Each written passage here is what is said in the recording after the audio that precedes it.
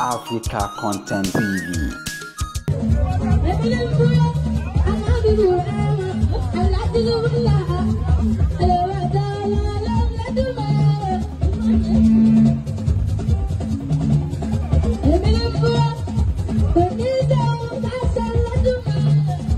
I will take that out. What are you going to do?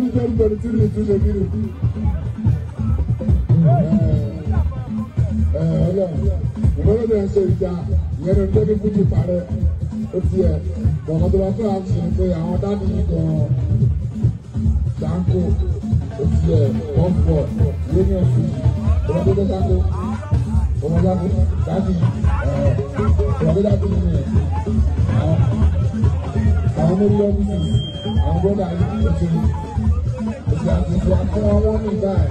bẹ́ẹ̀ ọ̀sẹ̀ yìí ọmọdé kékeré kẹ́kọ̀ọ́ mi jù lásìkò yìí àwọn àti àwọn ọmọdé kẹ́kọ̀ọ́ jù.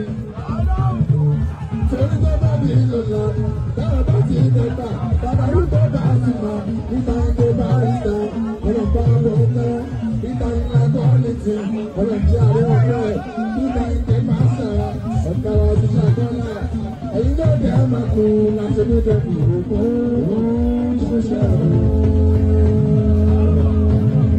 ọ̀nà fáà wà á máa lọ sí ìlú ìbàdàn ó láti máa lọ sí alẹ́ náà máa kọrin ìrọ̀lẹ́ náà máa kọrin máa lọ lóòwé Monday to Friday education we are very important.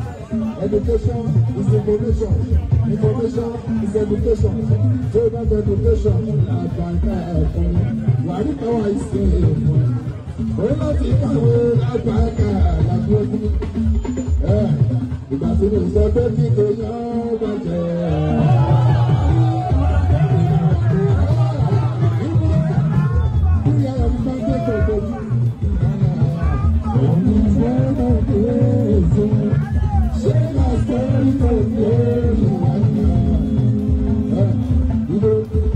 Agbára sọ pé ilẹ̀kùn mi bá sí kó sọ pé retí.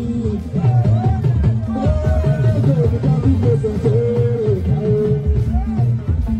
Àṣírí ọmọdé tó máa ń bá sí kùdù. Ó ti kọ́ sẹ́yìn bàbá. Ó ti wo gbogbo àwọn dákì ẹ̀ wọ́n lọ sí ẹ̀mọ́.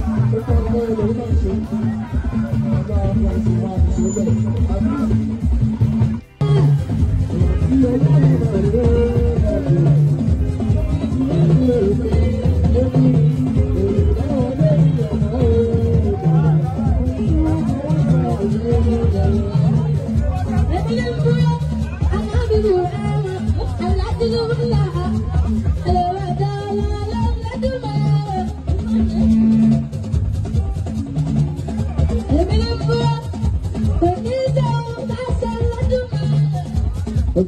àwọn tó ṣe náà rè wọ́n náà lè lè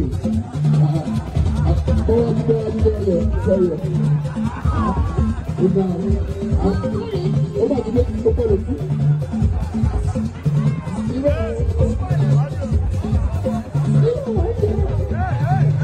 Jọ́mọ̀ fún ọjọ́. Ó kù.